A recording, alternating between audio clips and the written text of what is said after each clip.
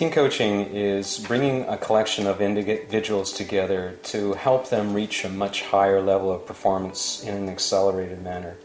It's about helping people to identify what makes them tick and what are the shared values, what are the shared passions, what are the shared strengths, and where else can they really lean into each other as a collection to move the organization and the effort forward.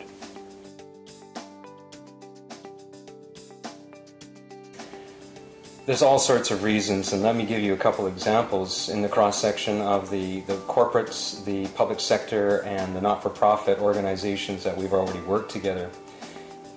One instance comes to mind where an executive was astounded to realize that one of the people that was at an administrative level and still invited to be part of the team development really had some valuable input and some information.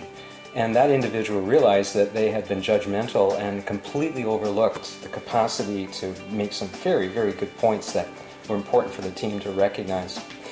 In another instance, a very special and emotional moment where two locations for a hospital were brought together in the healthcare industry, and the CEO having the courage and the conviction to stand up and say to the team, "You have no idea of all the secrets that I have to keep because I report to the board.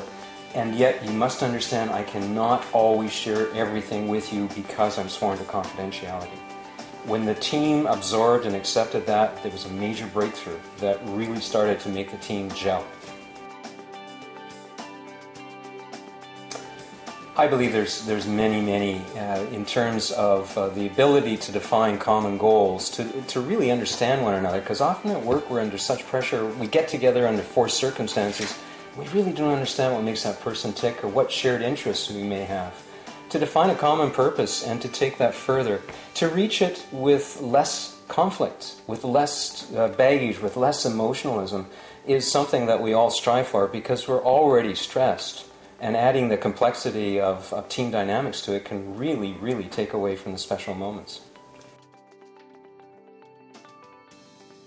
A lot of dialogue, exploration, team assessments are used throughout to both measure a benchmark of where they are now to where they want to be in the future, and holding the team accountable to a high level of leadership development. And so that's done with check-ins. There's various mechanisms we use to always be in contact to ensure that the muscles that are being developed in the gym are actually being applied in the workplace.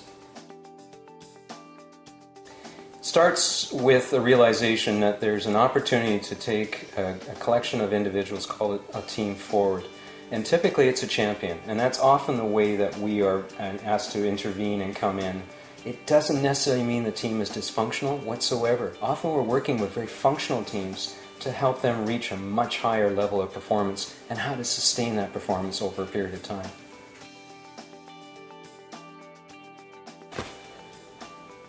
Having a forthright, open conversation about what's working, what's not working, and that often starts with the champion, but it's really important that the team be engaged so that there's not seen to be any favoritism. You're not being engaged by the CEO, you're being engaged by the client, which is the team. And they see the value in that, and they want to move this forward in the future. They actually look forward to the communication that comes out and the face-to-face interaction in the workshops.